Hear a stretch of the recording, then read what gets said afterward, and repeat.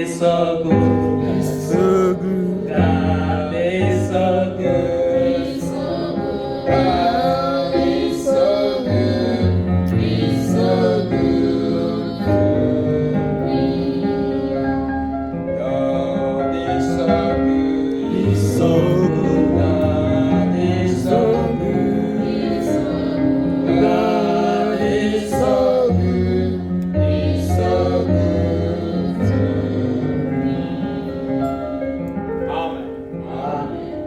On va demander à Frère Omba de nous aider à interpréter. S'il peut trouver quelqu'un qui va l'aider peut-être à faire ce qu'il fait là, va nous aider à interpréter. On va demander à Frère Omba. Tutamwalika ndugu ombeni kwa kutusaidia kutafsiri. Pendant qu'il se prépare, on va continuer. Wakati anajitayarisha tutaendelea. Il faut toujours prier Dieu. Kila wakati lazima tuombe Mungu. Que Dieu nous accorde des ouvriers dans sa vigne. Mungu atuletee wafanyakazi katika shamba lake. Quand on parle des ouvriers, tunapozungumzia watendakazi, on ne parle pas seulement des prédicateurs. Hatuongelee kuhusu wahubiri tu. Non. Hamna. Vous tous ici vous êtes des ouvriers. Nyote hapa ni watendakazi. Nous tous ici, chacun de nous. Sote hapa kila mmoja wetu. Nous sommes des ouvriers. Tuko watendakazi. Alors, chacun a sa part à faire dans la vigne. Kila mmoja ana sehemu ya kufanya katika shamba. Alors, nous avons besoin des ouvriers dans les champs. Yaani tunahitaji wafanyakazi shambani. Yeah. C'est ça, ça doit être la prière de chacun de nous. Itakuwa ni ombi la kila mmoja wetu. C'est l'ordre que Jésus a dit. Ni utaratibu ambao Yesu mwenyewe amezungumzia. Quand il a vu la foule nombreuse, alipoona kundi kubwa, et il a vu qu'ils étaient comme des bergers, des brebis sans berger. Akaona kwamba kuwa kama kondoo wasiokuwa na mchungaji. Il a eu pitié. Akawa na huruma kwao. Et il a dit aux disciples, akawaambia wanafunzi, priez. Ombeni. La question était venue, priez. Swali lilikuja, ombeni. Pour que le maître de la vigne, ili kwamba mwalimu wa shamba envoie ses ouvriers dans sa vigne. Atume watendakazi katika shamba lake. Et ici chez nous à Indiana, na hapa kwetu Indiana, nous avons besoin de telles personnes qui vont prier ainsi. Na tunahitaji watu kama hao watakaoomba. Nous ayons beaucoup d'ouvriers. Kwamba tuwe na watendakazi wengi. Quand on a besoin des interprètes, tunapohitaji wa tafsiri, on en est assez. Na tuwe nao wa kutosha. Quand on a besoin de quelqu'un qui va faire quelque chose ici, kiwa tunahitaji yule atakayefanya kitu chochote hapa, on en est. Tuwe nao. Que Dieu nous bénisse richement. Na Mungu atubariki zaidi. Cela doit être notre prière. Hilo ndilo takuwa ombi letu. Seigneur, Bwana, envoie d'autres sœurs. Watume wadada wengi Ils vont venir nous aider à servir. Kusaidia kutenda kazi. Aider, envoie d'autres frères. Watume kaka wengine qui vont nous aider. Ambao watatusaidia. Envoie d'autres prédicateurs. Watume wahubiri qui vont nous prêcher. Ambao watatuhubiri. Envoie d'autres personnes. Watume watu wengine qui vont nous aider, qui vont nous apprendre à témoigner. Watakaotusaidia katika neno lako. On va prier Dieu. Tutakwenda kumwomba Mungu. Que Dieu puisse nous envoyer des ouvriers dans sa ili vie. kwamba Bwana au Mungu atume wafanyakazi katika shamba lake. Je vais seulement rappeler à nos frères qui fait la projection. Nitakumbusha tu wandugu wanao il faut toujours sukuma video kwenye mtandao. Il faut toujours veiller que nos caméras ne filment pas quelque chose, rien. Parce que la fois passée, j'ai vérifié.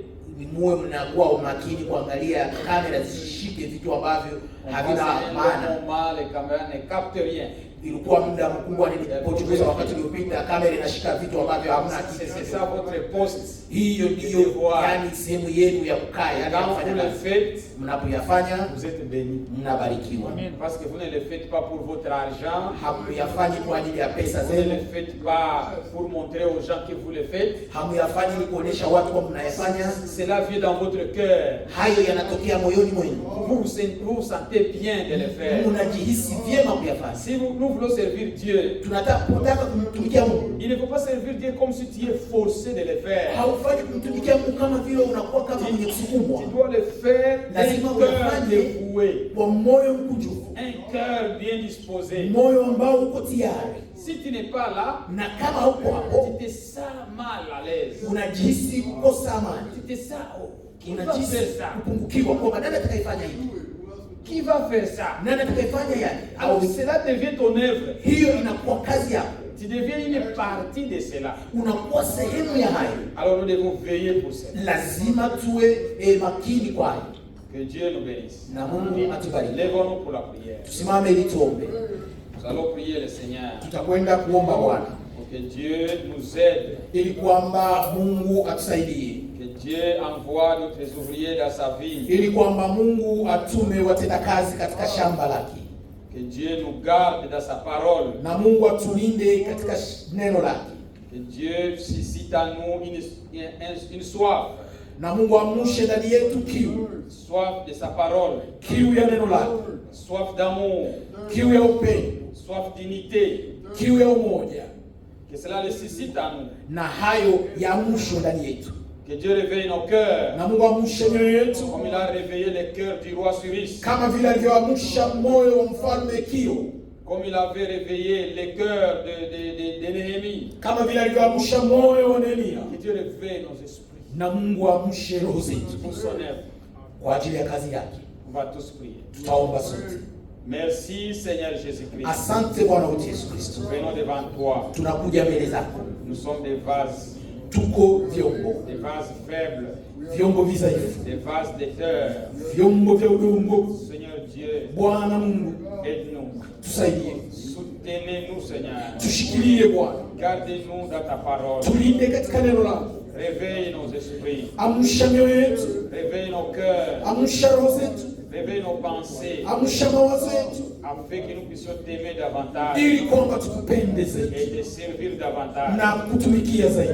Dispose nos cœurs Weka mioyo yetu kwa tayari, pour qu'elle soit prête à t'écouter ili iwe tayari kusikiliza et prêt à t'obéir. na tayari kuheshimu. Merci Seigneur Jésus-Christ. Asante Bwana wetu Yesu Je Kristo sais que tu nous as révélé ta kwa parole. kutufunulia neno lako. Aide ma soeur, Saidia dada yangu, aide mon frère, saidia ndugu yangu, aide tous ceux qui travaillent ici Seigneur. wasaidie wale wote wanaofanya kazi hapa, Du petit au plus grand, wa mdogo hadi mkubwa, des jeunes aux vieux, vijana kwa wazee, aux femmes, des hommes aux femmes. kwa wanaume pia kwa wanawake, Et nous tous Seigneur, sote Bwana réveille-nous. tuamshe. Nous voulons être les réveils. Tunataka kuwa uamsho, Réveille nos cœurs amsha Seigneur. mioyo yetu Bwana, Réveille le cœur d'amour. amsha mioyo ya La upendo, soif d'amour en nous. tuwe na kiu ya upendo ndani yetu, Soif de l'unité. kiu cha umoja. Oh Dieu, O Mungu, laisse que l'amour soit notre thème principal. acha upendo iwe jambo letu la muhimu au la Que kipekee. les démons qui veulent nous diviser, Pepo wale wanaotaka que ces kutawanyisha, démons-là s'éloignent de nous. wawe mbali nasi, Et que ta grâce nous couvre. na upendo na roho ya neema tufunike. Bénis nos interprètes, Seigneur. Ubariki watafsiri wetu Bénis Bwana, nos diacres. wabariki Bénis washemasi, nos administrateurs. wabariki wachunga hazina, Bénis nos sœurs. o wadada wetu, Bénis nos frères qui sont à la projection. wandugu wetu ambao wako kwenye ujuzi wa Ceux qui vyuma, sont à la musique. wale wako kwenye muziki, Nous tous, nous avons besoin de tes bénédictions. sote tunahitaji baraka zako Bénis Bwana. nos enfants. Bariki watoto Ils wetu, ont besoin de toi. wanakuhitaji Bwana. Oh Dieu, O le Bwana, temps est mauvais. muda ni Nous mbaya, avons besoin de ta présence. tunahitaji uwepo Nous wako, avons besoin de ton soutien. tunahitaji usaidizi Nous avons wako, besoin du Saint-Esprit. tunahitaji Roho Mtakatifu, Que le Saint-Esprit puisse nous animer. na Roho Mtakatifu awake ndani yetu, Qu'il puisse réveiller nos cœurs. apate kuamsha mioyo yetu, Afin que les fins divins puissent briller en ili nous. kwamba moto wa kimbingu wake ndani yetu. Dieu Tout-Puissant. Mungu mwenye nguvu, Guéris les malades. ponya wagonjwa Ici présents.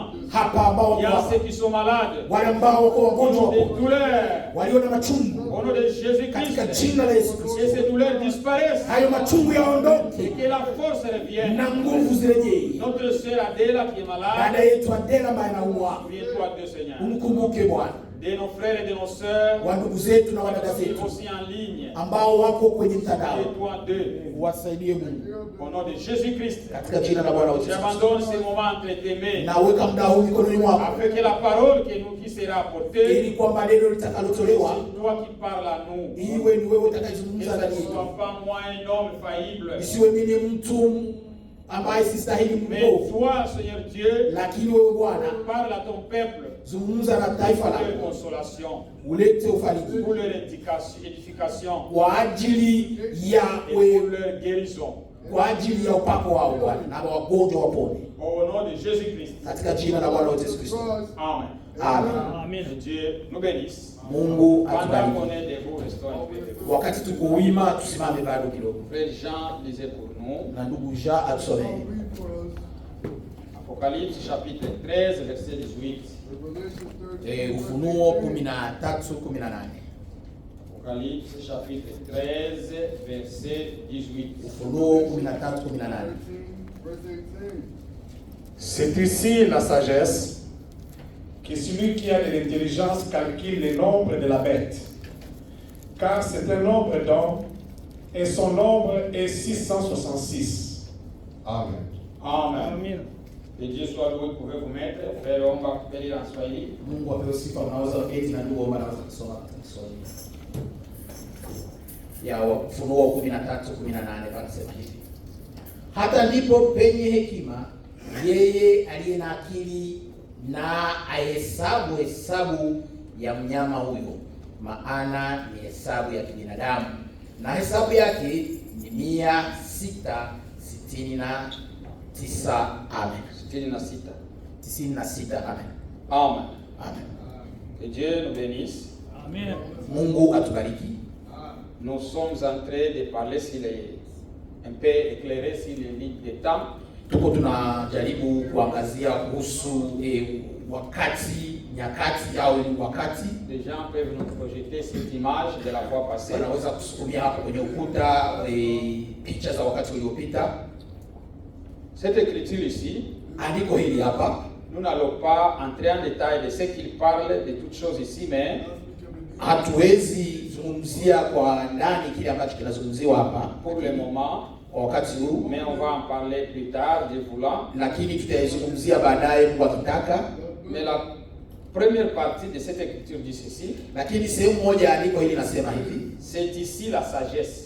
hapa ndipo palipo hekima, C'est-à-dire, yaani on nous demande que nous devons avoir la sagesse. tunaombwa kuwa na hekima, Il dit c'est ici la sagesse. kwamba ni hapa ndipo palipo hekima. Si quelqu'un doit chercher la sagesse, Ikiwa mtu atatafuta hekima, Dieu a dit donnez-moi maintenant la sagesse. lazima aseme Mungu nipe sasa hekima, Parce que c'est quelque chose qui est caché, yaani ni kitu kilichofichwa, mais ça demande des hommes sages lakini inaombwa watu wenye pour hekima connaître les contenus. ili waelewe yaliyomo ndani.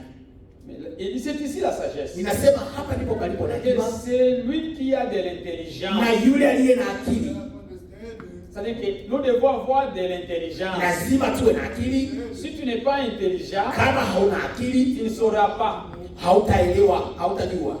Même à l'école, Hata shuleni, nous les parents, sisi wazazi prions toujours à nos enfants, tuwaombee kila wakati watoto que ce wetu, soit une prière continuelle. ili iwe ombi na kuendeleza kila wakati. Seigneur, Bwana, donne à mes enfants l'intelligence wape watoto zangu akili et la compréhension. na uelevu Quand ils sont à l'école, wanapokuwa s'ils shuleni. ne comprennent pas, Ikiwa hawaelewi, ils ne doivent pas passer.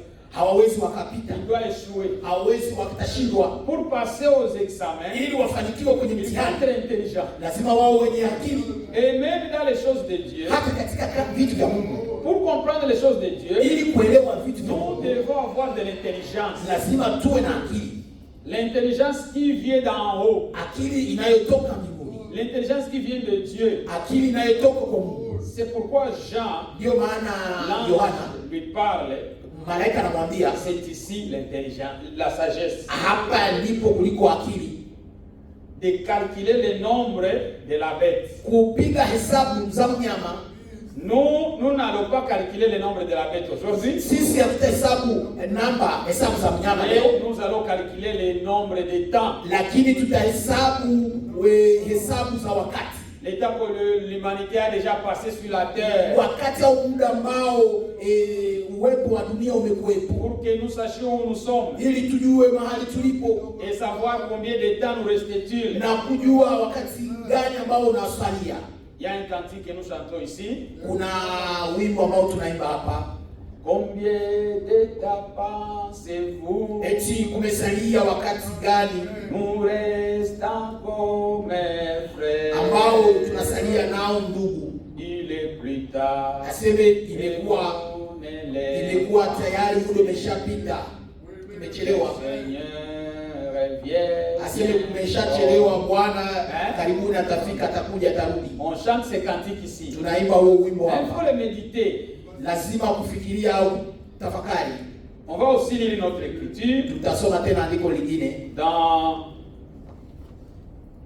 Faut descendre un peu. Lazima shusha kidogo. Dans 2e Pierre, Timothée, non, Petro 2e wa pili, Pierre, chapitre 3. sura ya 3. Non, pas 2e Pierre, non. Je m'excuse. On lira 2e Pierre après. Tutasoma Petro wa pili C'est baadaye. Psaume 90, Yaani Zaburi 90 verset 12. mstari wake wa 12. Psaume 90, verset 12. Zaburi 80 au 9 Verset 12. mstari wa 12. Zaburi. Les frères nous lirons jusqu'au verset 13. Ndugu atakusomea hadi mstari wa 13. Enseigne-nous à bien compter nos jours, afin que nous appliquions notre cœur à la sagesse. Reviens, Éternel, jusqu'à quand? Aie pitié de tes serviteurs. Amen. Amen. Tisini Zaburi mstari wa 13. 12 panasema hivi. Basi utujulishe kuzihesabu siku zetu, tujipatie moyo wa hekima. 13. Bwana, urudi hata lini? Uwahurumie watumishi wako. Amen. Amen. Frère, lisez encore le verset 14. C'est important aussi. Ndugu wangu asoma pendant que les frères. Utushibishe asubuhi kwa fadhili zako, nasi tutashangilia na kufurahi siku zetu zote. Amen. Amen. Rassasie-nous chaque matin de ta bonté, et nous serons toute notre vie dans la joie et l'allégresse. Amen. Amen. Ici, David fait une prière ou un cantique. Hapa Daudi anaomba au anaimba. Enseigne-nous Tufunze à compter nos jours. kuhesabu siku zetu. Chacun de nous Kila mmoja wetu doit demander à Dieu lazima muombe de Mungu l'enseigner kumfunza à compter kwa ses jours. kuhesabu siku zake. Parce qu'on ne sait pas combien de jours Kwa sababu hatujui siku ngapi qui nous restent. zinazotusalia. Alors qu'ils nous apprennent Kwa hiyo atufunze à compter nos jours kuhesabu siku zetu afin que nous puissions nous appliquer ili kwamba tunaweza nos kutumia cœurs mioyo yetu dans la sagesse. katika hekima. C'est pourquoi Apocalypse a dit, Ndio maana Ufunuo c'est alisema ici la sagesse. ni hapa ndipo palipo na hekima, Et pour être sage, na ili kuwa na hekima ton cœur moyo wako doit être appliqué. lazima uwe, yani ushughulike, uhusike. Ton cœur doit être appliqué dans ces choses. Lazima moyo wako uhusike katika mambo hayo. C'est pourquoi nous avons besoin de l'intelligence, Ndio maana tunahitaji de savoir compter les choses. ili tujue kuhesabu. Et si nous avons la ligne du temps, Na tukiwa na hiyo mstari au wakati, hesabu za wakati, ça nous aide à savoir où nous sommes. inatusaidia kuelewa waziwazi tuliko wapi, Et aussi, na pia ça nous aide de savoir que nous sommes dans la vérité. inatusaidia kujua kwamba tuko katika kweli, Et cela nous aide aussi na inatusaidia pia à savoir que tous ceux qui nous ont enseigné, kwamba yale yote tuliyofunzwa nous ont enseigné la vérité. walitufunza ni kweli, Parce que nous devons, chacun de nous ici, kwa sababu kila mmoja wetu hapa doit faire tout atafanya awezalo pour qu'il puisse savoir que ce qu'on lui prêche, ili ajue kwamba anachohubiriwa, ce qu'il croit, anachoamini c'est la vérité. ni kweli mtupu. Ce n'est pas mon devoir, c'est Sio shughuli yao, le devoir de chacun de vous. kazi yangu au jukumu langu, lakini katika mmoja wetu jukumu langu Et de me rassurer que ce que je prêche c'est la vérité. ni kuhakikisha kwamba ninachohubiri ni Mais kweli. vous aussi, Na ninyi pia votre devoir hukumu est zetu de vous rassurer ni kuhakikisha kwamba que ce qui nous sont prêchés, kile ambacho tunahubiriwa c'est la vérité. ni kweli mtupu. C'est pourquoi Ndio maana nous aurons besoin de questions. tutahitaji maswali À partir de la semaine qui vient, kutokea wiki ijayo. si vous avez des questions, Kama una swali envoyez-les tutumie, ou bien écrivez ça sur un bout de papier. au andike kwenye kipande cha karatasi. Le dimanche prochain, Jumapili ijayo, donnez ces questions à nos diacres. na wape mashemasi wetu maswali hayo, Des questions bibliques. maswali ya kibiblia. Nous voulons savoir ce qui est dans votre cœur. Tunataka tujue yaliyo mioyoni mwenu. Nous voulons savoir si vous comprenez, si vous avez des questions en rapport, tout ce qui est prêché. Tunataka tujue ikiwa mnaelewa yale ambayo yanahubiriwa. Préparez des questions. Tayarisheni maswali. C'est bon.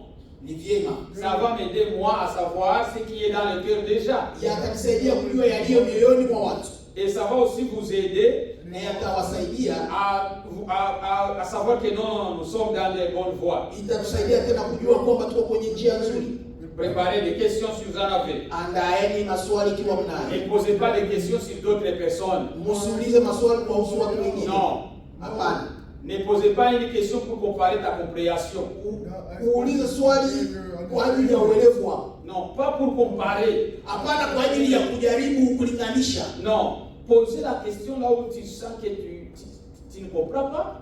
Uliza swali kwa sehemu ambapo unasikia kwamba Tu as uelewi besoin de beaucoup d'éclaircissement. au unahitaji mwanga zaidi. Ou bien c'est un sujet qui te fait, j'aimerais comprendre si ces choses. Au unahubiri au jambo ambalo uelewi unataka kuelewa zaidi. Ou si quelque chose qu'on a prêché ici que tu n'as pas bien compris. Au kuhusu kitu kilichohubiriwa hapa haukuelewa. Envoyez ces questions. Yatume maswali haya. Tu peux me les texter au téléphone si tu le veux. Unaweza kunitumia kwenye Écrire simu papier. au unaandika kwenye barua tu kawaida, si ndivyo sawa. Frère, qu'on arrange ça, ça vous dérange dans les yeux. Ça. Juu hii yanawasumbua machoni. Il y a une lumière qui frappe là. Kuna mwangaza. Je ne sais pas si ça vient d'où parce que ça vient de l'extérieur. Inatokea nje kwa on sababu. peut voir comment disposer ça. Naweza angalia jinsi ya kufanya vizuri hapo. Hein? Pour vous. Non, c'était pour vous. Ilikuwa kwa Non, ajili yako ndio. on a besoin de la lumière. Ah, ok. Parce qu'il y a une lumière qui vient de l'extérieur, ça Kwa dérange. sababu kuna mwanga ambao unatokea nje ambao unasumbua labda. Alors, préparez ces questions-là. Yaani andaeni maswali hayo. Yeah, si vous en avez, je crois que cette question ne peut pas manquer. Najua maswali hayawezi yakosa. Et nos enfants ont aussi des questions. Na watoto wetu wana maswali pia. Il y a demandé-les s'ils ont des questions. Waulizeni ikiwa wana maswali Dites à eux de les écrire. na mwambie waandike Pour qu'on va aussi les aider à ili répondre à ces kwamba questions. tuwasaidie kuwajibu maswali ya walio nayo. Dieu voulant, Mungu akitaka on aura la communion tutakuwa na ushirika ou le repas du Seigneur au meza ya Bwana à la fin de l'année. wa mwisho wa mwaka. On a deux propositions ici. Tuna yani mawazo mawili. On aura la communion le 27, ça sera un samedi.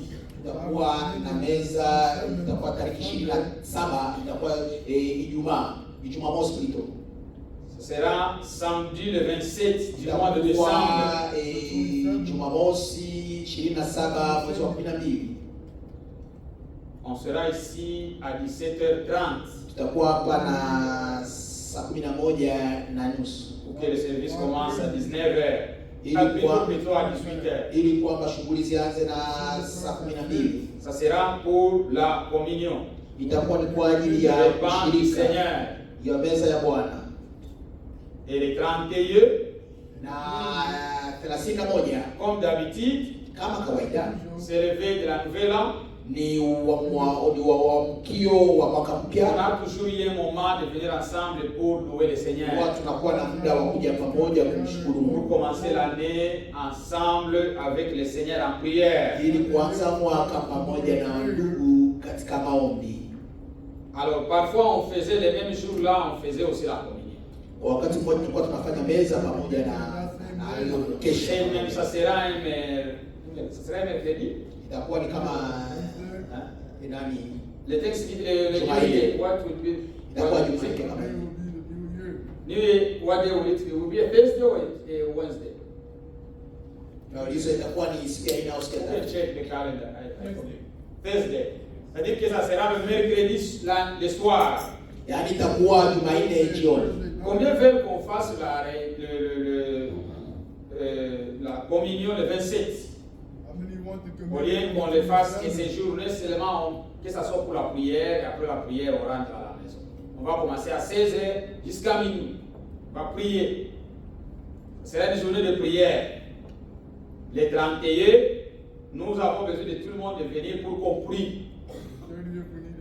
Et pour aussi remercier Dieu. Si vous avez des remerciements à dire, Dieu vous a gardé toute l'année, il y a des témoignages à donner. Ikiwa unashuhuda kushukuru Mungu alikulinda mwaka wote mzima, Vous aurez tout le temps pour témoigner. utakuwa na muda wote wa kumshuhudia kushukuru. C'est le 31 que nous voulons que les gens viennent témoigner. Tunataka 31 ndipo watu waje kushukuru. Et prions.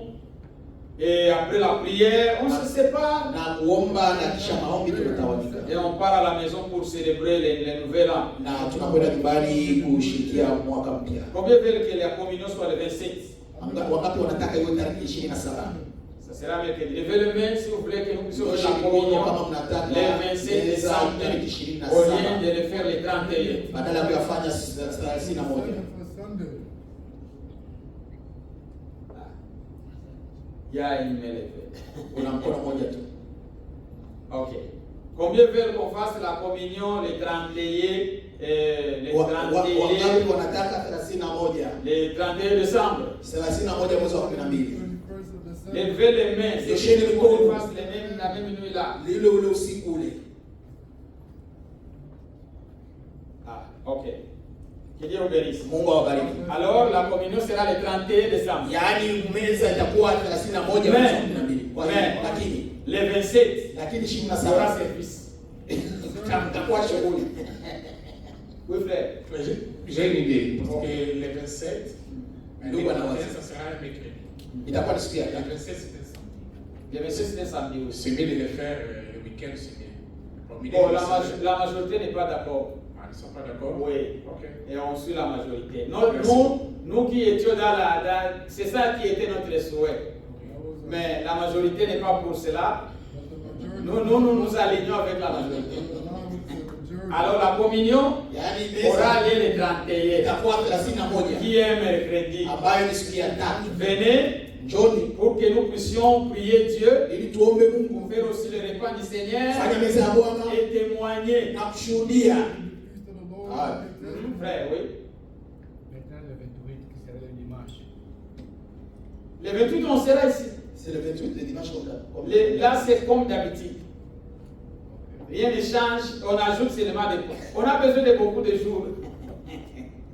Kwa hiyo inaongezeka tu siku. Le 28 décembre, le service sera normal. 28 Toujours à 13h. Jumapili tunakusanyika kama kawaida. Mais les samedis, Lakini nous serons Jumamosi encore ici tutakuwa hapa tena pour adorer Dieu. ili kumwabudu Mungu. Ça sera seulement une prière. Itakuwa tu ni maombi. On sera ici à 17h30. Tutakuwa hapa On va 31 prier. saa 11 tutaomba. Venez pour la prière ce jour-là. Njoni kwa ajili ya maombi. Ce sera une journée, on va prier. Ça sera un peu comme 2 heures. Itakuwa kama masaa. On sera ici de 17h vers 20h, 23h. C'est la conduite du Seigneur. On va terminer. Ça Itakuwa hivi sera kama pas saa long. 11. Sera une kama saa équipe 11. ordinaire. Na itakuwa tu ni shughuli kawaida, yaani huduma kawaida. Oui, ma sœur. Il y a juste une petite confusion. Vous avez parlé du 27, voilà, c'est Non, c'est déjà cancellé. On a déjà exprimé ça. ça sera le 31. Ça sera le 31. Le 31 décembre, qui est le veille du premier de la nouvelle année. C'est bien compris? Dans le 27, c'est la prière, et le 31, c'est la Sainte-Seine. Oui, le 27, c'était notre programme. Nous, on pensait que ce serait mieux qu'on le fasse le 27. Alors, mais nous avons voulu vous présenter la pensée. Excuse-moi. Oui. Vous avez présenté la pensée, mais la majorité n'a pas accepté la pensée, mais vous avez laissé toujours le même jour. Je pense que si j'ai... Oui, le même jour là, le 27, va rester pour la prière. Il fallait la lever parce que la majorité Non, on ne peut pas enlever la n'avait pas prière. accepté ça. Non, les gens n'ont pas accepté la communion le samedi. Ils n'ont pas accepté ils n'ont pas refusé. Vous avez refusé la date. Pour la date, il n'y a pas de choix. Ceux qui vont venir, si c'est 2 ou 3, nous serons ici pour la prière. Frère Marc, vous parlez de deux choses. Oui. Du nouvel an et du 27 pour la prière. Oui, laissez-moi éclairer. Ok, éclairez le Père. Le 31 décembre, 31 mwezi wa 12. c'est le jour où nous venons ici pour louer le Seigneur. Tunakuja hapa Pour kumshukuru remercions Mungu. le Seigneur. Tunamshukuru Mungu. Ce même jour-là, Siku ile ile nous aurons la communion. tutakuwa na Le meza, repas du Seigneur.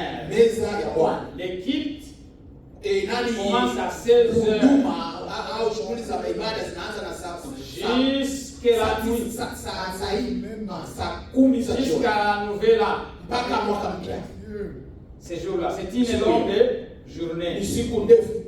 Alors, pendant cette longue journée-là, Katika siku hiyo ndefu, les activités yaani shughuli qui seront faites, ambazo zitakazofanyika, il y aura le repas du Seigneur, itakuwa meza ya Bwana, il y aura les témoignages, itakuwa kushukuru il y Mungu, aura l'exhortation utakuwa neno la et la ushauri prière. na maombi. Ça, c'est le 31 décembre. Hiyo ni 31 mwezi wa 12. Le 27 décembre, 27 ça ne sera plus. On l'avait prévu qu'on puisse faire la communion. ilikuwa inatarajiwa kufanywa Il meza ya n'y Bwana, aura plus la communion. haitakuwa tena meza ya Bwana, Mais il y aura un culte. lakini kutakuwa shughuli tu ya kuingia Il y ibada, aura un service kutakuwa ibada pour qu'on puisse prier ili kwamba et tuombe écouter la parole. na kusikia neno la Les Mungu. samedis. Pour dire que Siku ya posho, les samedis du 27, nous avons culte. yani kwa siku 27 Jumamosi tutakuwa bado na huduma bana au na Nous ibada, aurons culte ici tutakuwa na ibada hapa pour la prière. kwa ajili ya maombi, Remercier Dieu et écouter la parole. kushukuru Mungu na kusikia neno. C'est bien compris? Et les jours, Inaeleweka? et les jours suivants, le 28, Les jours suivants, le 28 là, c'est un jour normal. Ni siku C'est kawaida, les jours de culte normal. ni siku tu ya C'est-à-dire les dimanches, on va culte comme tutakuwa d'ordinaire. na ibada ya kawaida. C'est-à-dire le samedi du 27 culte, le samedi du 20, le dimanche le samedi du 27 culte, le dimanche du 28 culte. C'est bien Yaani 27, 28 na mwisho wa mwaka tena, yaani hizo siku tatu zinafuatana hivyo, itakuwa huduma. Amen. Amen. Une question? Swali, Quelqu'un a-t-il une autre pensée? je mtu anafikiria fikra nyingine? Parce que les jours se suivent, samedi et dimanche. Siku zinafuatana, siku ya posho na siku ya Raison pour laquelle c'est la moyen de chercher d'autres jours de prière à part le samedi. ndio maana ningetafuta siku nyingine ya kuomba. Inyalapa. Tafuta siku nyingine ya kuomba. Vous allez vous ajuster à ce jour-là. Lazima kujaribu Je ne sais pas si ça va vous prendre. C'est presque toute l'année, on n'a même pas prié ça. na kama vile Ajustez-vous bila kuomba. à ce programme. C'est juste pour cette semaine. Ni wiki moja tu. Ajustez vos programmes, ajustez vos besoins Kufanya pour shughuli que vous zenu soyez là. ziambatane na hiyo wakati ili Yeah, je m'excuse, on ne peut pas annuler cette date, non. C'est le 27 va rester le 27. haiwezi Que ça soit deux ou trois, iwe le wawili service au va watatu, passer. hiyo shughuli itakuwepo. Yeah, je m'excuse parce qu'on a besoin de prier. Oui, on en a besoin. On en a besoin. Yaani tunahitaji hiyo siku. Yeah, je comprends, mais pour cela, le 27, on a culte, le 28, on a culte, et le 31, on aura aussi service. Yeah, seulement une chose, je vais seulement dire là. Oui, merci, on est prêt, on viendra, c'est bon. Bon, ce qui a seulement, pour moi, chez moi, ce qui a causé seulement une confusion, parce que vous avez proposé les jours, vous n'avez pas dit que ça sera la prière. Vous avez seulement montré que la Sainte Seine. Maintenant, quand la Sainte Seine est annulée, mais les jours là restent toujours. Reste C'est ça toujours, ce qui a causé seulement une confusion. Non, ça c'est pas une confusion. Yeah. C'est clair. Oui. La communion, c'est-à-dire qu'on devrait avoir le culte le 27. Comme c'est fini, le culte et le service de la communion, mais les jours là restent. Hata kama meza imekataliwa hiyo siku, lakini sasa hiyo siku inabaki tu kwa siku ya maombi tu. Pour ceux-là qui auront l'occasion, Kwa wale ambao watakuwa na muda, venez ici à 18h30 pour prier John kwa siku hiyo ili kuomba et pour écouter la parole de na Dieu. kusikia neno la Mungu. Que Dieu vous bénisse. Mungu awabariki. Priez pour que cela soit possible. na ombeni ili hayo yawezekane. Si Dieu le veut, qu'on soit ici. Mungu anataka tuwepo hapa. Je connais qu'aux États-Unis, il faut Najua s'arracher. kwamba Marekani ni kabisa kujifungua C'est difficile. kujifungua sana, Ce n'est pas facile. sio rahisi.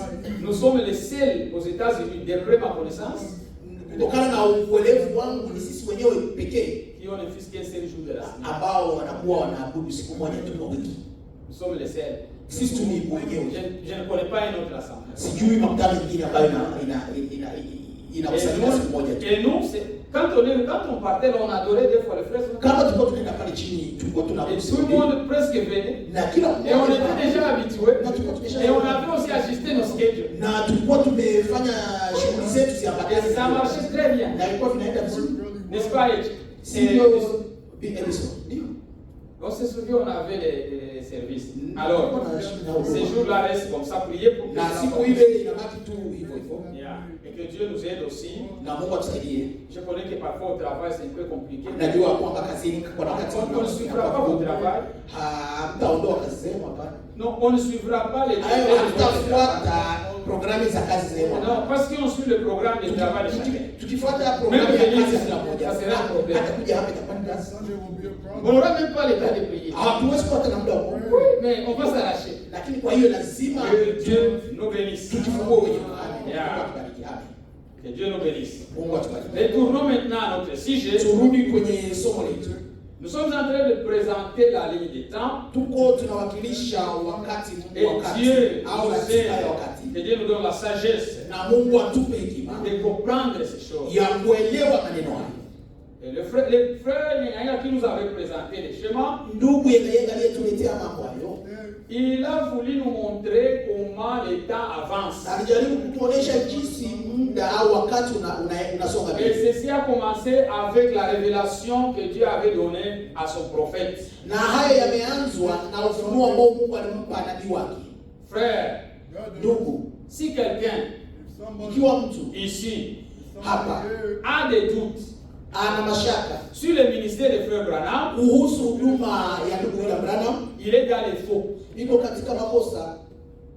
Je répète, Narudi tena, si vous avez encore quelques doutes ikiwa kuna yule sur le ambaye ministère de Frère ana Branham, wasiwasi kuhusu huduma ya ndugu frère, William vous Branham, n'avez jamais même pas commencé à croire. yaani haujaanza hata kuamini, Personne dans cet âge hakuna yeyote katika peut remplacer ce kizazi ministère. anaweza badili shughuli hii. C'était un ministère biblique. Ni huduma ya Biblia, C'était un homme que Dieu nous avait envoyé ni mtu ambaye Mungu alitutumia pour restaurer la parole de Dieu. ili kurudisha neno la Mungu, Et tout ce qu'il a prêché na yale yote aliyoyahubiri selon la parole de Dieu, kufuatana na neno la c'est Mungu, ainsi dit le Seigneur. na ndivyo asema Bwana.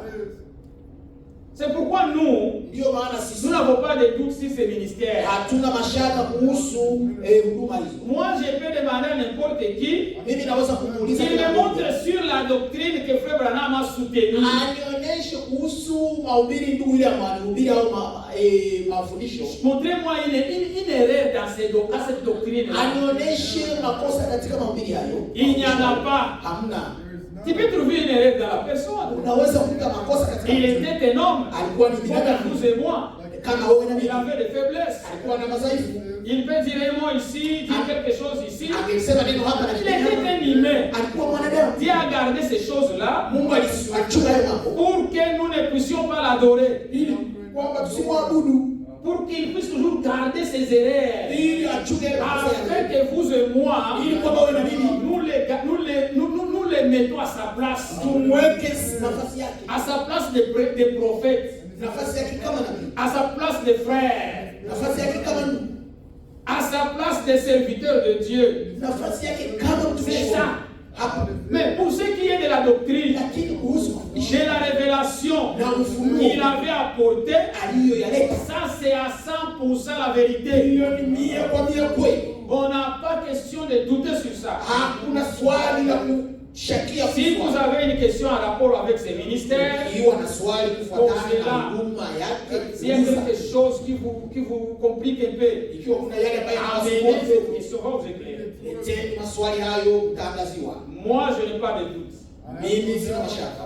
Moi que vous voyez, mimi mnayemwona, moi je n'ai pas commencé à prêcher ici. sikuanza kuhubiri hapa. J'étais premièrement prédicateur dans les dénominations. Nilikuwa kwanza mhubiri katika madhehebu. Frère, j'ai prêché ce que je ne connaissais pas. Nilikuwa nahubiri ndugu nisichokijua. J'ai baptisé les gens au nom du Père, du Fils et du Saint-Esprit. Nilibatiza watu katika jina la Baba na la Mwana na Roho Mtakatifu. On touchait sur les têtes des femmes, on les coupait les cheveux. Nilikuwa nakuza kwenye vichwa vya wanawake na kuangalia. Jusqu'à ce que j'ai rencontré le message. Mpaka pale La nilipokutana na ujumbe. parole qui a été prêchée par Frère Branham. Neno lililohubiriwa na ndugu ile La Branham. correction. Ile kusahihisha. Quand je l'ai entendu, Nilipoyasikia ça a bouleversé ma vie. yalibadilisha maisha yangu. Et j'ai remercié le Seigneur. Na ninamshukuru Mungu. J'ai pris un temps, à peu près 7 ans, en train de vérifier ça. Nilichukua miaka 7 nikichunguza haya mimi. Parce que je ne voulais plus croire quelque chose de faux. Singelitaka kuamini. J'ai pris tout mon ambacho sio temps sahihi. en train de vérifier tout ce qui a été prêché Kuyachunguza pour me yaliyohubiriwa rassurer ili que kuhakikisha je suis dans la kwamba vérité. niko katika kweli. Ça, c'est mon témoignage. Hiyo ndio ushuhuda wangu. J'ai dit, c'est quoi Dieu m'a fait passer au cas. Ndio maana nimesema Mungu alinifanya kupita kabili. Mon temps de passage au temps de refuge, Wakati wangu wa kupita c'était kabili un katika moment que ukimbizi. Dieu m'avait donné Ilikuwa ni kibali pour Mungu lire amenipa le message, ili kusoma pour ujumbe, exploiter le message. ili kujifunza Je zaidi n'ai katika pas ujumbe. seulement lu le message, j'ai aussi lu Frère Frank.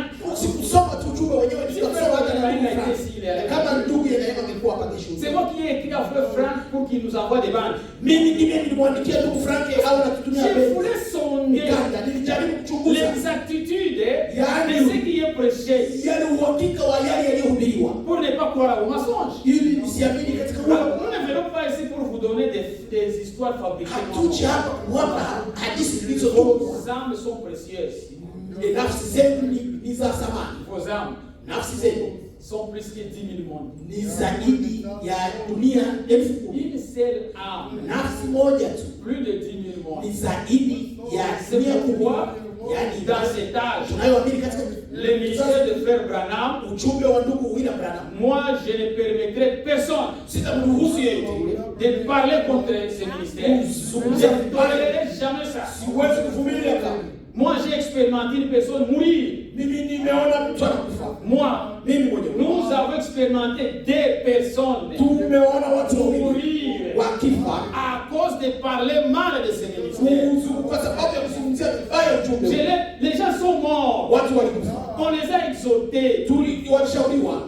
Un frère de Finlande pourrait vous dire. Ndugu hata wabaya na shifindana na On a exhorté ces messieurs. Messieurs, parlez-moi mal de moi. Msizungumzie mimi vibaya. Parlez mal de notre personne. Ne parlez pas mal d'un homme de Dieu. Usizungumzie vibaya mtu wa Il n'a pas écouté. hakusikia.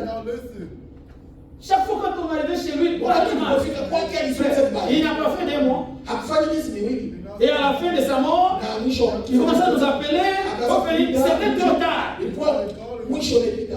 Frère, le ministère de Frère Branham, ne jouez pas avec ça. Usicheze nao. Obéissez à ces messages. Tini Écoutez ces messages. sikilizeni C'est la vérité. C'est la parole de Dieu que Dieu nous a envoyée. neno la Mungu alilotutumia. On ne les remplace pas par les prédications de Frère Frank. Non. Haibadilishwi na mahubiri Non. ya Frank hapana. Évitez ça. Muepukane na hayo. Le ministère de Frère Frank Huduma ya ne ndugu Frank remplace pas Branham.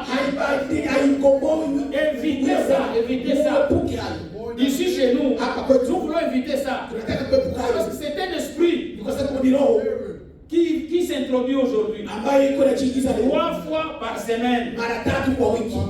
Nous écoutons les prédications de Frère Frank, nous les mots. Tunampenda, tunasikiliza mahubiri yake. C'est le deuxième ministère que Dieu nous a Hii envoyé. huduma ya pili Mungu Le alitutumia. ministère d'enseignement. Yaani huduma ya walimu. Enseigner quoi? Kufundisha Enseigner la révélation kufundisha que Dieu avait donnée à son prophète. ambayo ufunuo Mungu alimpa nabii.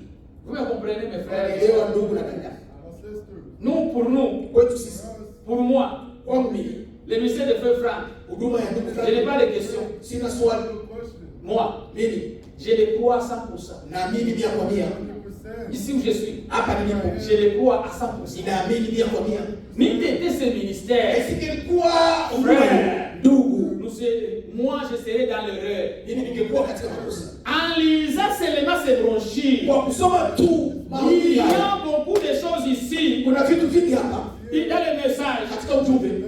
il y y a des points qui sont ici qui ne se concordent pas. Kuna mapointi ambayo yako hapa na pale ambayo hayambatani. Dieu voulait, je vais vous amener une liste des choses. Mungu akitaka nitawaletea orodha ya mambo. Je vais vous montrer certaines choses. Nitaonyesha Je vais vitu vous moja vraiment parler ici. ambayo huyu Abrahamu Il a anasema difficile de dire une autre chose. akifika hapa anasema hivi. C'est grâce à l'enseignant, Ni kwa neema au grâce au faida ya Mungu. ministère, grâce au ministère Ni kwa neema ya que Dieu huduma avait accordé à notre frère Franck ambayo Mungu alimpea ndugu huyu de Frank. bien placer les choses selon les Écritures Kuweka vitu sambamba na et maandiko ordonner les messages na kuviweka sambamba à la lumière de la Bible. kwenye mwanga wa Biblia Et pour nous rassurer, na kutuhakikishia frère Branham ndugu huyu était le Abrahamu vrai prophète. alikuwa ni nabii halisi. Si vous ne croyez pas au message de frère Franck, Kama huamini ujumbe wa ndugu vous Frank ne croyez au pas huduma, que le message de frère Branham est vrai. hautaamini kwamba ujumbe wa ndugu William Branham ni halisi. C'est dire. Ni vigumu Pour beaucoup de gens qui ne croient pas à ça, c'est un peu difficile à wale faire. ambao hawaamini Mais moi, je vais vous les hayo, répéter. lakini mimi nitawarudilia hayo.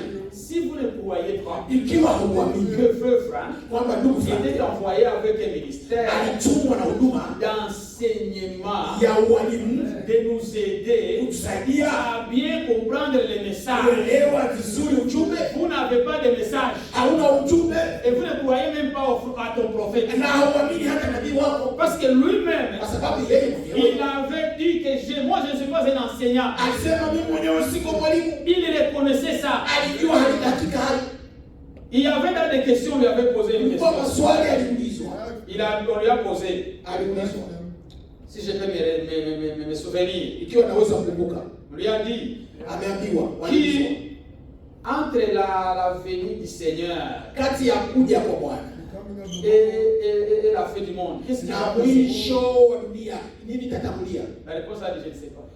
Alisema sijui. Alijibu sijui.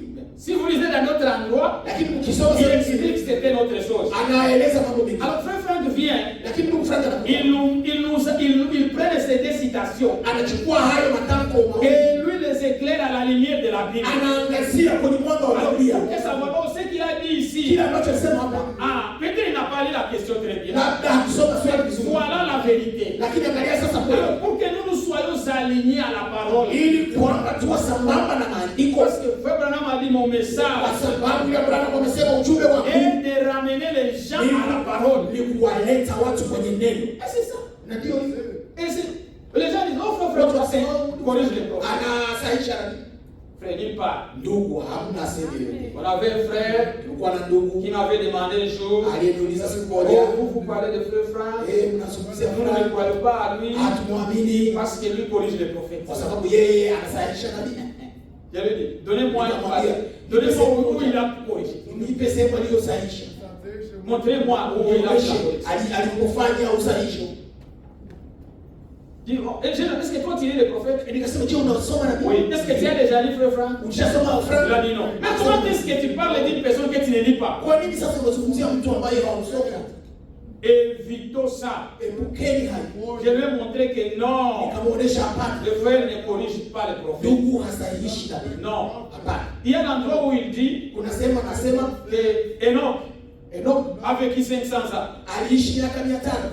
C'est dans les citations. Ni katika mahubiri C'est ainsi dit le prophète. ndivyo asema nabii. Il a vécu 500 ans. Aliishi miaka 500. Est-ce que c'est la vérité Je, ni kweli que Enoch a vécu 500 kwamba ans? Enoke aliishi miaka 500? Ça c'est faux. Hiyo sio kweli. Ça c'est pas prouvé par la Bible. Hiyo La haikubaliani. Bible nous dit qu'Enoch vécut 367. Biblia inatuambia Enoke aliishi miaka 300.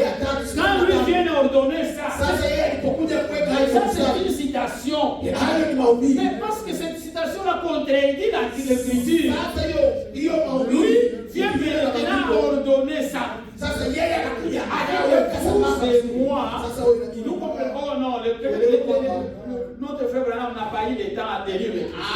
Ndugu hakuwa Si il lisait l'écriture, amesoma ndiko pendant qu'il parlait, wakati alikuwa anazungumza. nous faisons des telles erreurs en parlant. Tunafanya hayo makosa wakati Ce sont des erreurs de langage. ni makosa En ya kusema. réalité, Lakini les kweli, prophètes ne voulaient pas dire 500. lakini nabii hakutaka Parce que kusema, s'il lisait la Bible, kwa sababu amesoma Biblia il allait venir le corriger. angekuja kusahihisha, Ça arrive dans les citations. lakini iko katika mahubiri.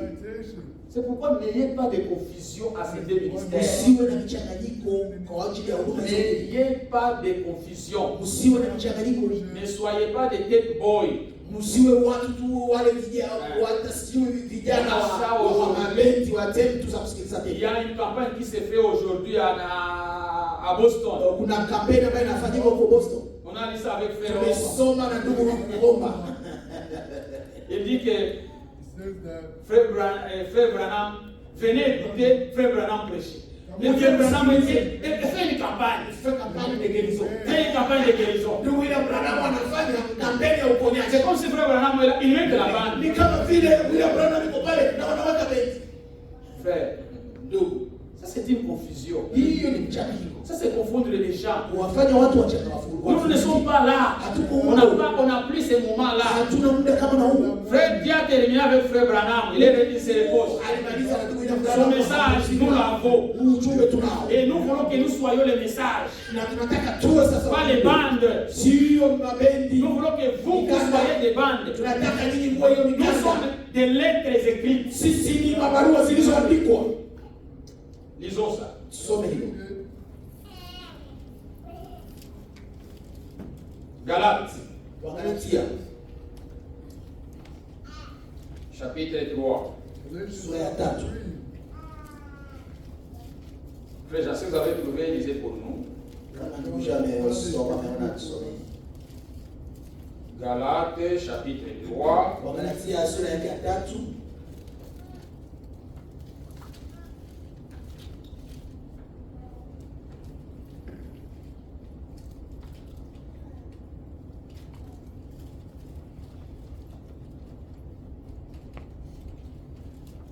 Commencez à lire le verset premier. Mstari wake wa kwanza.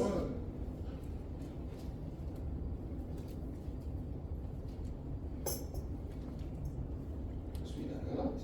Oui. Lisez, frère, le verset 1. Aux Galates, dépourvu de sens, qui vous a fasciné, vous aux yeux de qui Jésus-Christ a été peint comme crucifié. Voici seulement ce que je vais apprendre de vous. Est-ce par les œuvres de la loi que vous avez reçu l'esprit ou par la prédication de la foi? Êtes-vous tellement dépourvu de sens après avoir commencé par l'esprit? Voulez-vous maintenant finir par la chair? Avez-vous tant souffert en vain? Si toutefois c'est en vain. Attendez. Ce n'est pas Galates. Attendez.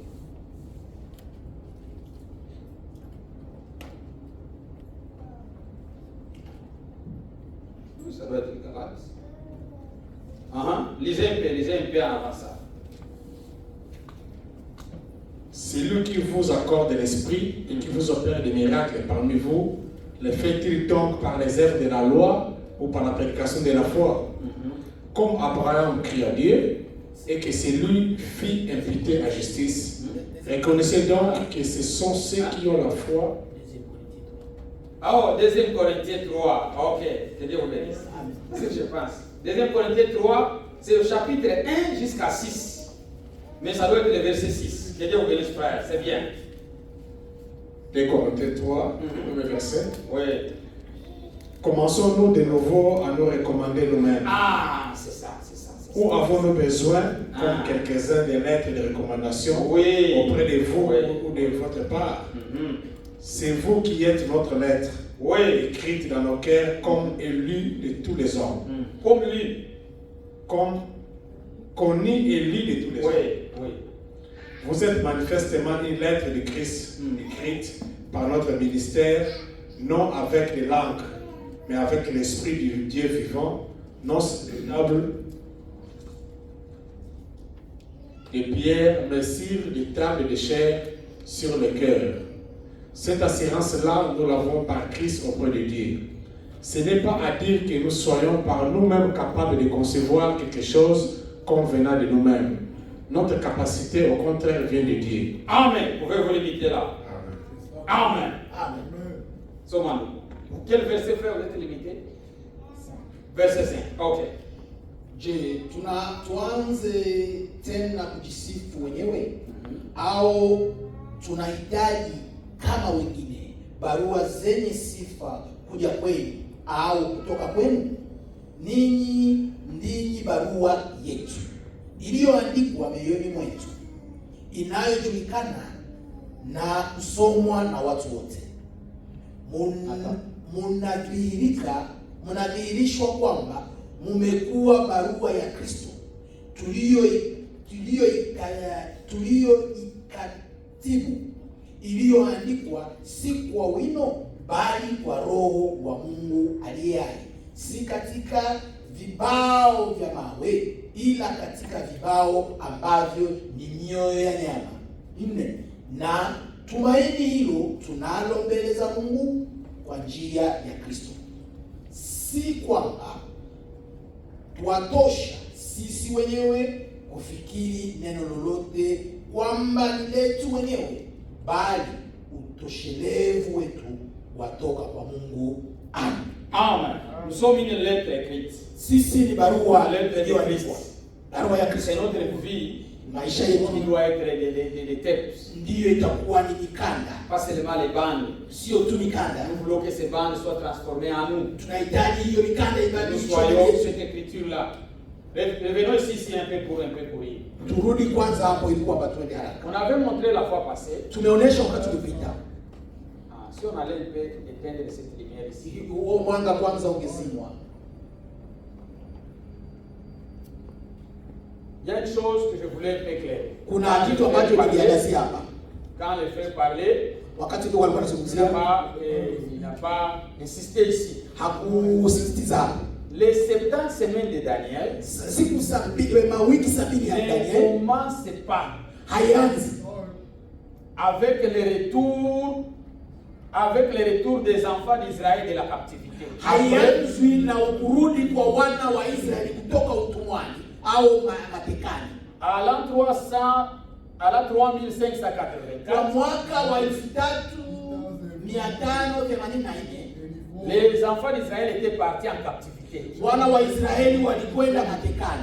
Dieu a dit ils vont y faire 70 ans.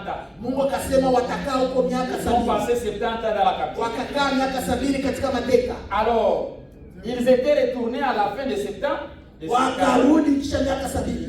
Quand Daniel priait, wakati Daniel alikuwa anaomba, il a dit Seigneur, akasema Bwana, le temps est passé. Wakati Tu umepita. nous as promis que nous allons passer 70 ans ici. Ulituahidi tutakaa miaka 70 Alors, hapa. nous voulons retourner. Tunahitaji kurudi. Par la grâce de Dieu, Kwa neema ya Mungu, après 2 ans de sa kisha prière, miaka miwili ya maombi yake, c'est-à-dire ils avaient déjà fait 68 ans.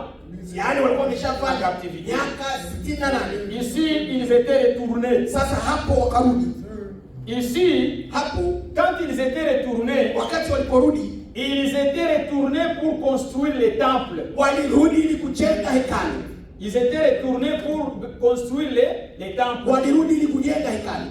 Mais la promesse Lakini ahadi des 70 semaines ya mawiki ne 70 concerne pas la construction du temple. haihusikani na ujenzi wa hekalu. Lisons cela. Tusome hapo. Ça, c'est que j'aime que vous puissiez saisir très bien. Quand Hilo ndilo nataka mshike vizuri. les 70 semaines a commencé, Sasa mawiki 70 ya parce que Danieli ça yanaanza nini? sans une confusion. Kwa sababu hiyo ina Dans mchanganyiko beaucoup de gens, katika watu wengi. ils pensent que les 70 semaines de Daniel Wanafikiria kwamba siku 70 za avaient Danieli commencé quand les Juifs sont retournés de captivité de kwamba Babylone. imeanza wakati Wayahudi wamerudi kutoka matekani. Non, Hamna, ce n'était pas le moment. haikuwa wakati. Ok, on tend vers la fin, on va terminer. Tuko tunaelekea mwisho, kwa tutamaliza. Lisons le verset Tusome verset mstari 25. Now let's read verse 25. Ils sont dehors. Ok. Lisons ici, on va terminer. Il y a des gens qui nous attendent, ils veulent na watu faire ambao ça. wanasubiri watumia chumba. Ça c'est je ne m'a pas pris. Ya, Ok, on va terminer. tutamaliza. Ouais. Lisons seulement le verset 25. Tusome 25. Sache-le donc et comprends, depuis le moment où la parole a annoncé que Jérusalem sera rebâtie, jusqu'à loin, au conducteur. Oh, je suis allé trop vite. Daniel chapitre 9, verset 25. Sache-le donc et comprends, depuis le moment où la parole a annoncé que Jérusalem, la question ici c'est Jérusalem, sera rebâti jusqu'à loin, kwa mpakali wa mafuta, au conducteur, il y aura 70 semaines.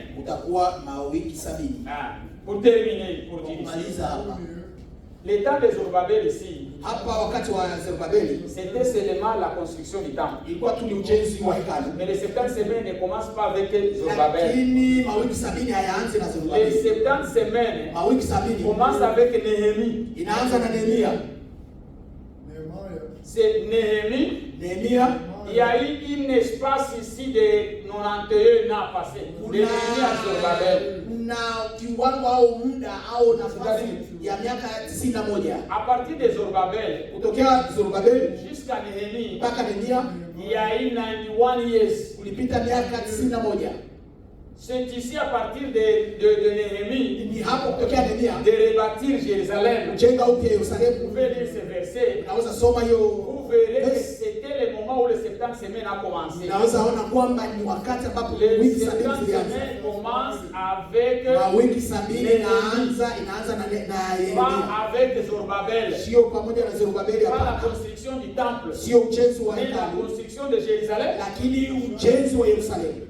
Je crois que c'est bien compris. Ici, c'est seulement le temple. Mais la prophétie de Daniel ne parle pas du temple. Ça parle de la construction de Jérusalem. Celui qui a construit Jérusalem, Dieu l'avait inspiré. C'était Néhémie. C'est pourquoi les 70 semaines ici commencent avec Néhémie.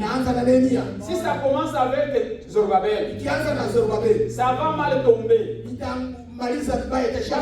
Jésus, on nous dit que jusqu'à la croix, il y aura 77, il y aura 69 semaines.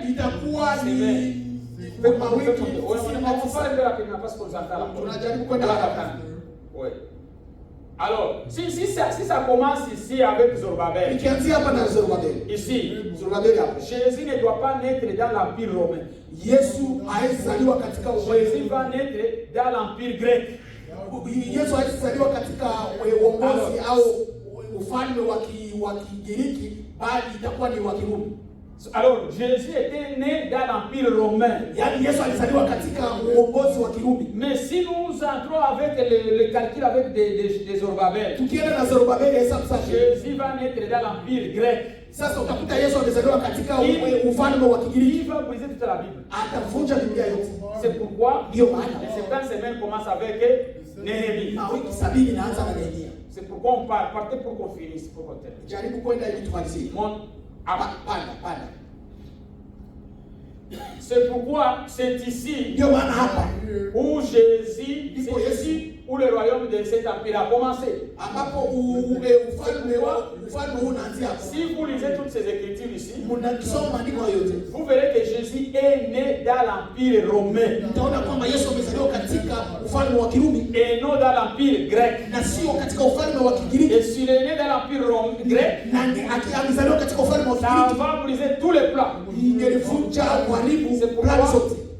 Les 70 semaines de Daniel, ndio maana mawiki 70 avec Néhémie, inaanza na Nehemia. C'est jusqu'à présent, hadi sasa, jusqu'à la croix, mpaka kwenye msalaba. C'est ici où Jésus est né. Hapo ndipo Yesu amezaliwa. Une autre chose pour terminer. Kitu kingine kwa kumalizia, personne ne sait quand est-ce que Jésus est né. Hakuna anayejua wakati gani Yesu amezaliwa. Personne. Hakuna. On ne connaît pas. Hatujui, hakuna Et anayejua. aussi retenez Na tena shikeni la manière dont il comptait les jours, les années. jinsi walikuwa wanahesabu Il siku. les comptait de 1000 à 1. Walikuwa wanaanzia kwa 1000 na kushuka. Il ne les comptait pas de 1 à 1000. Hawakuwa wanaanza 1 hadi 1000, hapana. Parce que l'Empire romain a commencé à la 30. Kwa sababu uongozi wa Kirumi au mamlaka ya Kirumi ilianza mwaka 30. À la 30 BC. Mwaka 30 kabla Yesu hajazaliwa. C'est ici où l'Empire romain a commencé. Hapo ndipo ufalme wa Kirumi ulianza. Alors la Bible ne nous dit pas Biblia haituambie Jésus est né quelle année. alizaliwa wakati gani. Mais nous savons qu'il est né dans l'Empire romain. Lakini tunajua tu kwamba amezaliwa katika ufalme wa Kirumi. Au temps du roi Hérode. Wakati wa mfalme Herode. C'est Hérode ici. Herode hapa A commencé à régner à l'an 27. alianza kutawala wakati wa mwaka 27. C'est le moment que Hérode a commencé à Hapo ndipo Herode alianza kutawala. Que Dieu nous bénisse. Na Mungu atubariki. On s'arrête. Tunasimamia hapo. Ah. C'est bien. Ni vyema. Que Dieu vous bénisse. Mungu awabariki. C'est bien compris? Ni yamelekwa vizuri Parce qu'on a déjà passé le temps. kwa sababu muda umeshapita. Mais Lakini quand il m'avait dit, wakati aliniambia il ne m'avait pas prévenu ça. hakunijulisha hivyo. Mais comme on est des locataires, c'est pour ça que faisons tout pour terminer notre place. Tufanye Faisons tuwezalo tout pour terminer notre place. Tufanye tuwezalo ili tumalize nafasi yetu. Payer, donner, faire les $100. Toweni mia. Les gens ont donné, beaucoup de gens ont donné le mois de septembre seulement. Wengine wametoa ile mwezi wa 9 tu. Not this month. Frère, que Dieu nous aide. Mungu atusaidie ndugu. Ah, on est allé dans beaucoup de choses. Tumeingilia mambo mengi. Lèvons-nous pour la prière. Tusimame ili tuombe. On va prier, on va partir. Tutaomba na tunakwenda. Yeah, parce que les gens nous attendent Kwa sababu dehors. watu wanatusubiri nje. People are waiting us Nous ne pouvons pas outside. aussi abuser leur confiance. Tusiharibu We uaminifu. can trust. Prions tous. Tuombe sote. Pray.